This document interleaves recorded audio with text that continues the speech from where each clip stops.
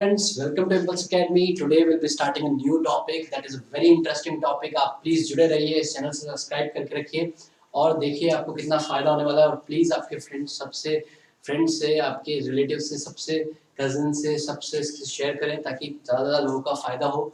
And आज हम start करने वाले हैं रे diagram and the image form by the concave mirror. Okay, so let's start. तो दोस्तों होता क्या है बेसिकली, अब कुछ अपन केसेस लेंगे जहां पर क्या होगा कि अपन ऑब्जेक्ट को कॉन्केव मिरर के सामने रखेंगे। ठीक है, सपोज ये मिरर है।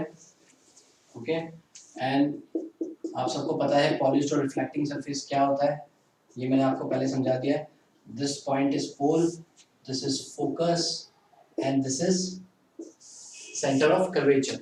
Okay, now the object is placed at infinity. अब इंफिनिटी का मतलब ये होता है कि बहुत दूर, यहाँ पर कहीं। ठीक है, मतलब ये इमेज अपन अज्यूम कर रहे हैं कि बहुत दूर पड़ी और यहाँ से इनकी टकराने के बाद इनकी रेज आ रही है। ओके, और आपको पता है कि अगर रेज प्रिंसिपल एक्सिस के पैरेलल आएगी तो क्या होगा, they will pass from focus. तो यहाँ पर ये दोनों रेज बहुत दूर से आ रही है, वी डोंट नो कहाँ से आ रही है, और वो टकराने के बाद they will pass from focus. Correct. तो ये जो पॉइंट है यहाँ पर, दिस पॉइंट, इस पॉइंट पे अपनी इमेज बनेगी। ऑब्जेक्ट बहुत दूर है, अपन देख नहीं सकते ऑब्जेक्ट को, तो इंफिनिटी पे है। वहां से दोनों रेज आई टकराने के बाद, क्योंकि रिफ्लेक्टिंग सरफेस होता है, हर एक ऑब्जेक्ट क्या करता है, रेज अपने ऊपर टकराती है उसके ऊपर and then it reflects back. So वहां से आई और फोकस के ऊपर मिल गई। अब इससे हुआ क्या, इससे पॉसिबिलिटी क्या हुई, इमेज यहाँ पर हुई।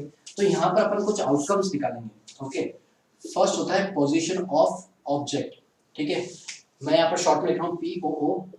तो पोजीशन ऑफ ऑब्जेक्ट क्या है, ये आपका केस होते हैं, first case, second case, third case, fourth case, fifth case and sixth case. Okay, 1 to 5 case में अपन क्या होगा देखेंगे, और सिक्स्थ केस में क्या होगा देखते हैं। अब पहले position of object POO। Okay, यहाँ पर क्या है, एट इंफिनिटी, क्योंकि अपना ऑब्जेक्ट कहाँ पड़ा है, इंफिनिटी पे। POI दैट मीन्स, एग्जाम में आपको ऐसे नहीं लिखना है, ये सिर्फ मैं अभी के लिए लिख रहा हूँ, एग्जाम में आपको पूरा लिखना है। Position of image, position of image का मतलब ये होता है कि आपकी इमेज कहाँ बनी है। आपकी इमेज यहाँ पर कहाँ बनी, एट फोकस, तो आप लिख सकते हो at focus. Okay, now size of image, अगर आप इमेज की साइज देखो तो एक डॉट नजर आ रहा है। ठीक है, ब्लैक डॉट। सो इसको अपन बोलते हैं highly diminished. This is highly diminished image। ठीक है, और होता है nature of image. Nature of image का मतलब ये है कि आपकी इमेज कैसी बनी है, रियल बनी है, वर्चुअल बनी है, इरेक्ट बनी है, इन्वर्टेड बनी है। तो हमेशा ध्यान रखिएगा, जो कॉनकेव मिरर, ये कॉनकेव मिरर की बात हुई है, कॉनकेव मिरर। अभी स्टार्टिंग में अपन सारे केस कॉनकेव मिरर के लेंगे। ओके, तो इस कॉनकेव मिरर के अंदर क्या हो रहा है, इसकी जो इमेज है वो आप देखोगे, एक तो इन्वर्टेड है और एक रियल है, क्योंकि रियल में फॉर्म हो रही है, दोनों रेज मिल रही है, तो that means it is forming in real. So real and inverted. अब इन्वर्टेड का मतलब क्या होता है, इन्वर्टेड का मतलब सिंपल ये होता है कि अगर आपने इमेज को ऐसा रखा है, सॉरी ऑब्जेक्ट को अगर ऐसा रखा है, तो आपकी जो इमेज है वो ऐसे मिलेगी आपको। मतलब अगर आपने ऐसा रखा है तो you will find your image like this। okay, like this। okay, so this is called real and inverted। real में बनेगी और inverted बनेगी। so this was the first case। अब जिसको नोट करना है प्लीज आप इसको नोट कर लीजिए। अब ये नोट तो करना पड़ेगा, देखो प्रैक्टिस के साथ ही सीख पाओगे।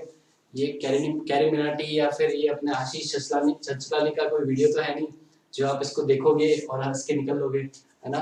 तो ऐसा नहीं करना है, you need to write, you need to draw accurately. और इसको एक्यूरेट बनाने का एक लॉजिक होता है, ऐसे नहीं है कि आप कैसे बना सकते हो। Draw it with a compass. Okay, और यहाँ से यहाँ तक का डिस्टेंस आप 2 सेंटीमीटर ले लो, यहाँ से यहाँ तक का भी 2 सेंटीमीटर ले लो। Okay, so make it with a proper dimension. ऐसे मत बना देना कि आप रफ डायग्राम बना रहे हो फिर ड्रॉ कर रहे हो, वो चल जाएगा एग्जाम के लिए। ठीक है, ऐसा नहीं कि नहीं टीचर काट देगा, बट फिर इसमें ये होता है कि एक्यूरेसी में थोड़ा बहुत ऊपर नीचे डायग्राम बनेंगे। सो मेक श्योर कि आप इसको अच्छे से बनाएं। केस सेकंड में अपने को ऑब्जेक्ट कहाँ रखना है, when the object is placed beyond C, मतलब सी से पीछे। अब सी के पीछे आप कहीं भी रख सकते हो, बट बेटर होगा कि आप थोड़ा पास में रखो ताकि आपको रेस बनाने में आसानी रहेगी। ठीक है, अब यहाँ से आप इसकी रेस पास कराएंगे। ठीक है, parallel to principal axis rules आपको पता ही है, और इसको फोकस से पास करना है। थोड़ा सा ये गड़बड़ हो गया, कोई बात नहीं, फोकस से पास कराएंगे इसको, रेस फोकस से पास होगी। एंड इन सेकेंड केस आप दो जगह से पास कर सकते हो, या तो सेंटर ऑफ कर्वेचर से पास करा सकते हो, सो बेस्ट वही रहता है। ठीक है, तो आप यहाँ से पास करा लो सेंटर ऑफ कर्वेचर से। इसको थोड़ा सा आगे चलते हैं, सेंटर ऑफ कर्वेचर से। ओके, सो एरोज बनाना ना भूलें, एरोज इंपॉर्टेंट है। ऐसा कुछ बन रहा है, ठीक है। अब ये दोनों जहाँ मीट होते हैं वहां पर अपनी इमेज बनती है। सो इट इज लाइक दिस, ऐसी कुछ इमेज आपकी बन रही है। अगर आपको एक्यूरेसी से काम करना है तो आप वही सेंटीमीटर आप परफेक्ट ले, 3 centimetre from the pole and then again 3 centimetre between F and C, उन दोनों को। और ऑब्जेक्ट की हाइट आप 1 सेंटीमीटर 2 सेंटीमीटर कुछ भी ले सकते हैं डिपेंडिंग ऑन द सिचुएशंस। ठीक है, अगर आपकी कॉपी एग्जाम में बहुत बड़ी आती है तो आप उसमें बड़ा डायग्राम बनाने के लिए आप इमेज को ऊपर नीचे बड़ा कर सकते हैं साइज। ओके, अब यहाँ पर object position of object and position of image ये देख लेते हैं। पोजीशन ऑफ ऑब्जेक्ट तो आपको पता ही है, मैंने ऑब्जेक्ट को कहाँ पर रखा, बियॉन्ड सी, जो आप यहाँ पर भी देख सकते हो, जो आपको केस गिवन है। पोजीशन ऑफ इमेज, इमेज कहाँ बनी है, बिटवीन एफ एंड सी, तो एफ एंड सी, तो आप लिख सकते हो यहाँ पर between focus and centre of curvature. C mean centre of curvature. आप इससे पहले वाला वीडियो जरूर देखें, उसमें आपको सारे टर्म्स भी क्लियर हो जाएंगे और रूल्स भी पता चल जाएगा। Now size of image, size of image क्या है, अगर आप इसकी साइज देखोगे तो ये डिमिनिश दिख रही है, क्योंकि इसकी हाइट, इसकी साइज इतनी बड़ी है, इसकी साइज छोटी हो गई, तो डिमिनिश हो गई, छोटी हो गई, सो उसको बोलते हैं diminished, diminished image. Now nature of image, nature of image मतलब ये तो बेसिकली सेम ही रहता है, real and inverted. Concave mirror में फर्स्ट टू 5 केस में रियल इन्वर्टेड इमेज बनेगी, और लास्ट केस जो 6th केस है उसके अंदर वर्चुअल इरेक्ट इमेज बनेगी। वो अपन देखेंगे कैसे बनेगी, सो आप ये नोट कर लीजिए। केस थर्ड में अपन ने ऑब्जेक्ट को कहाँ रख दिया है, एट सी, सी के ऊपर ही ऑब्जेक्ट रख दिया है। तो अगर अपन सी के ऊपर ही ऑब्जेक्ट को रख देंगे तो क्या केस होगा, ये अपन अभी देखते हैं। मैंने ऑब्जेक्ट को ऐसे के ऐसे सी के ऊपर रख दिया। ओके, अब मैं इसके अंदर से जैसे कोई रेस फॉल होगी मिरर के ऊपर, तो ऑब्वियसली अगर प्रिंसिपल एक्सिस की कोई अगर रेस सीधी जाएगी तो it will pass from the focus, so one case will be like this. Okay, and the another case will be, आप कौन सा केस ले सकते हैं, सबसे बेस्ट रहेगा ऑब्लिकली वाला। सो मेक श्योर कि आप इसको ऐसे फॉल कराएं कि इन दोनों की जो इमेज है वो यहाँ पर ही बने। ये एक ट्रिक है, आप ऐसा कर सकते हो। ठीक है, तो मेक श्योर कि आप ऐसा बना के और इसको ऐसे ही फॉल कराएं। उससे क्या रहेगा, आपकी इमेज और ऑब्जेक्ट की साइज सेम बनेगी, जो कि अपने को एक्चुअल में इसमें करना है। कितनी बार बच्चे कंफ्यूज हो जाते हैं कि हम इसको कैसे बनाएं। ओके, सो मेक श्योर आपने जितने सेंटीमीटर, अगर ये 2 सेंटीमीटर या 1 सेंटीमीटर की आपने लाइन बनाई है तो उसी को डबल कर लो नीचे। So make it as 4 centimetre from the principal axis, 2 upper side, 2 centimetre upper side and 2 down side. So उससे आपका एक्यूरेट डायग्राम बनेगा and then join the rays. या तो आप ऐसे कर सकते हो, ये सिर्फ आपको ट्रिक बता रहा हूँ मैं, ऐसा एग्जाम में ट्राई मत करना। अगर ठीक है, अगर नहीं आ रहा है तो you can go with this. Okay, otherwise तो इसको वैसे भी अगर आप एक्यूरेट डायग्राम बनाओगे 2 centimetre of 2 centimetre this or maybe 3 so that will automatically join to this place, है ना।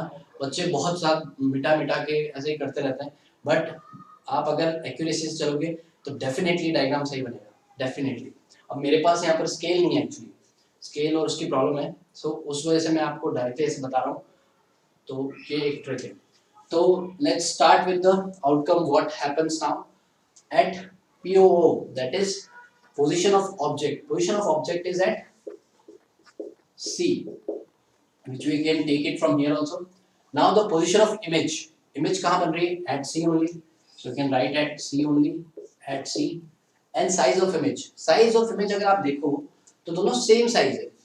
So you can write it as same size as that of object.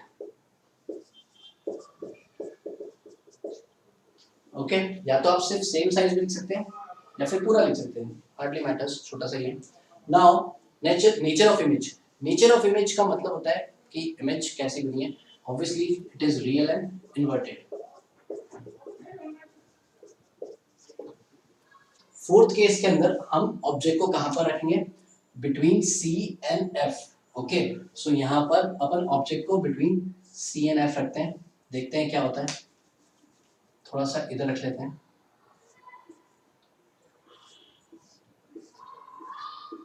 ये मैंने ऑब्जेक्ट को बिटवीन सी एंड एफ रख लिया, ठीक है। Now what will happen, एक रे हम पैरेलल लगाएंगे प्रिंसिपल एक्सिस के, which will pass from the focus। okay make sure कि आप एरो बनाएं, एरो बहुत इंपॉर्टेंट है, बार बार बोल रहा हूँ। उसके बाद एक रे अपन यहाँ से भी तो पास करा सकते हैं कर्वेचर से। ओके कर्वेचर के ऊपर जो भी जाएगी वो वापस कर्वेचर से बैक हो जाएगी। अगर आप इसको मिलाओगे तो it will meet some at this position. Okay so ऐसी कुछ इमेज आपकी बनेगी, करेक्ट है। सो यहाँ पर थोड़ा सा एक्यूरेट बनाता हूँ ताकि आप सबको ऐसा ना लगे कि मैंने जबरदस्ती बनाई है। ये अपनी इमेज बनी, ओके सो अगर आप देखें कि बहुत एनलार्ज्ड इमेज बनी है, हाईली एनलार्ज्ड नहीं बोल सकते बट हाँ एनलार्ज्ड इमेज बनी है, तो अपन यहाँ पर क्या करेंगे, इसके आउटकम क्या होंगे। Position of object, position of object is, यहाँ से आप ले सकते हैं इसको between C and F, simple, बहुत ही सिंपल है। पीओआई पोजीशन ऑफ इमेज, अगर आप पोजीशन ऑफ इमेज देखो कि सी के पीछे बन रही है तो हम इसको लिखेंगे बियॉन्ड सी। क्या लिखेंगे, बियॉन्ड सी, बियॉन्ड सी। अब होती है साइज ऑफ इमेज, इमेज की साइज आप देखोगे तो एनलार्ज लिख सकते हो, एनलार्ज मतलब बड़ी। सो ऑब्जेक्ट से बहुत बड़ी है, ये ऑब्जेक्ट है, इससे इतनी बड़ी इमेज बनी है ना। So it should be enlarged, enlarged image and इसका नेचर भी रियल एंड इन्वर्टेड। आप देखोगे तो मैंने एरो ऐसे नीचे बनाया, so it is also real and inverted, real and inverted. So इतना सिंपल केसेस है, इसमें डरने की जरूरत नहीं है, ठीक है, बस मेजरमेंट सही होनी चाहिए, दैट्स इट। केस फिफ्थ में हमने ऑब्जेक्ट को कहाँ रखा है, अब देखते हैं। पोजीशंस इंपॉर्टेंट है तो बार बार अपन डिस्कस करेंगे इसको। एट एफ, अब अपना ऑब्जेक्ट पहले अपन ने यहाँ रखा था, फिर बियॉन्ड सी, फिर एट सी, फिर बिटवीन सी एंड एफ। अब अपन रखेंगे एफ पे, पास आते जा रहे हैं मिरर के, जितना ज्यादा पास आएंगे उतना चेंजेस आते जा रहे हैं, देख रहे हो आप, है ना। अब मैंने एफ के ऊपर ही अपनी इमेज को रख दिया, अगर आप देखोगे ऑब्जेक्ट को रख दिया सॉरी, है ना। अब अगर आप देखोगे तो मैं इसको, एक तो ऑब्वियसली प्रिंसिपल एक्सिस के पैरेलल, ओके सो ऐसी कुछ इमेज जाएगी, रेस जाएगी सॉरी। अब यहाँ से अपन सेंटर ऑफ कर्वेचर से भी एक इमेज, एक रे को पास कराएंगे। सो टकराने के बाद it will follow the same path, okay ऐसे आती जाएगी, ये भी चलती जाएगी। So they will meet at infinity, बहुत दूर पे जाके कहीं इंफिनिटी पे मिलेंगे, ओके ये तो मैंने इसको जान करके क्लोज करी है, otherwise they will meet at infinity. So what will happen in this case is now, अगर आप ध्यान से देखो तो इसको मैं अगर चेंज करूं सो मिलने के चांसेस बहुत दूर जाके हैं, ऐसा कुछ जा रहा है, अभी भी मैंने इसको बहुत पास किया है, ऐसा कुछ जा रहा है। So it will be meeting at infinity, बहुत दूर। तो यहाँ पर अपन क्या आउटकम निकाल सकते हैं इससे, बहुत ही सिंपल है। ऑब्जेक्ट कहाँ पड़ा है, at F, position of object यहाँ पर लिखा हुआ है, ठीक है। पोजीशन ऑफ इमेज, इमेज कहाँ बन रही है, इंफिनिटी में, तो एट इंफिनिटी। इंफिनिटी का मतलब होता है कि बहुत दूर जाके कहीं मिलेगी, ठीक है, अपने को पता नहीं कहाँ मिलेगी बट बहुत दूर जाके कहीं ना कहीं मिल जाएगी, okay. So size of image obviously it would be highly enlarge, बहुत बड़ी। देखो अगर आप लाइन देखो ना इससे, तो इससे तो बहुत बड़ी इमेज बनेगी, है ना, और अभी तो चलेगी नेवर एंडिंग, आगे चलती रहेगी। सो it is highly enlarged image. Now nature of the image, nature of the image will always same, not always, till the fifth case. Okay, so it will be real and inverted. मैं बार बार always बोल के इसलिए लिख रहा हूँ क्योंकि मैं आपको ये बताना चाहता हूँ कि सिक्स्थ केस में केस डिफरेंट है. ओके, जो इसके बाद आने वाला सिक्स्थ केस. अब आपने सोचा होगा कि मैंने पीओआई और size of image, nature of image इधर क्यों रखा. ठीक है, ये सबसे इम्पॉर्टेंट केस है और इसमें से बोर्ड में बहुत टाइम तक क्वेश्चंस पूछे गए, अभी भी पूछते हैं, पहले भी पूछे गए. सो it is one of the most important case, very very important. Okay, इसके आने के चांसेस बहुत ज़्यादा रहते हैं हमेशा से. ओके, सो यहाँ पर केस क्या है, जब ऑब्जेक्ट को अपन कहाँ रखते हैं, बिटवीन एफ एंड पी, मतलब मेरा ऑब्जेक्ट इन दोनों के बीच में रहेगा, पोल एंड फोकस. करेक्ट. अब मैंने इस ऑब्जेक्ट को मैंने यहाँ रखा. ठीक है, अब इस ऑब्जेक्ट को यहाँ रखने का मतलब है कि एक बार तो रेस यहाँ जाएगी और फोकस से पास होगी. करेक्ट है. ठीक है, और एक केस अपन लेते हैं ये वाला, ये अगर ऐसे आएगी तो ऐसे पास करेगी. अगर आप देखोगे तो ये दोनों जो रेस है वो पैरेलल दिख रही है. अगर ये पैरेलल है तो ये कभी मिलेगी नहीं. ठीक है, ये मिल नहीं सकती. आप देखो, अगर ये पैरेलल जाएगी सो जाती रहेगी, दे विल नेवर मीट. तो नेवर मीट. तो अब क्या करें, इसकी इमेज बना नहीं सकते अपन. बिल्कुल इसकी इमेज तो बना सकते हैं, बट वो रियल और इन्वर्टेड नहीं होगी, वो अपन बना रहे हैं. So that's why we are making this image. So that is why this image is called virtual and erect. ऐसी कुछ ये इमेज आपको दिखाई देगी. ओके, ये आपको ऐसा कुछ नजर आएगा. सो this is how will make the image इस केस में. तो अगर आप बोले कि कंक्लूजन निकालते हैं कि PO that is position of object which is, यहाँ से देख सकते हो आप, between F and P. So we can write between F and P, मतलब फोकस एंड पोल के बीच में. Position of image is beyond mirror. Beyond mirror मतलब मिरर के एकदम पीछे, तो बियॉन्ड मिरर. ये इंपॉर्टेंट केस है, प्लीज इसको गो थ्रू कर देना. Size of the image. Size of the image अगर आप देखो कि ये ऑब्जेक्ट है, ये इमेज है, तो इट इज एनलार्ज्ड. आप बोल सकते हो ये थोड़ी बड़ी है, तो एनलार्ज्ड इमेज. Enlarged image. और nature of the image, most important यहाँ पर है nature of the image. Okay, so nature of the image you can write as virtual. Virtual मतलब होता है कि जो रियल में नहीं बनी. Virtual and erect.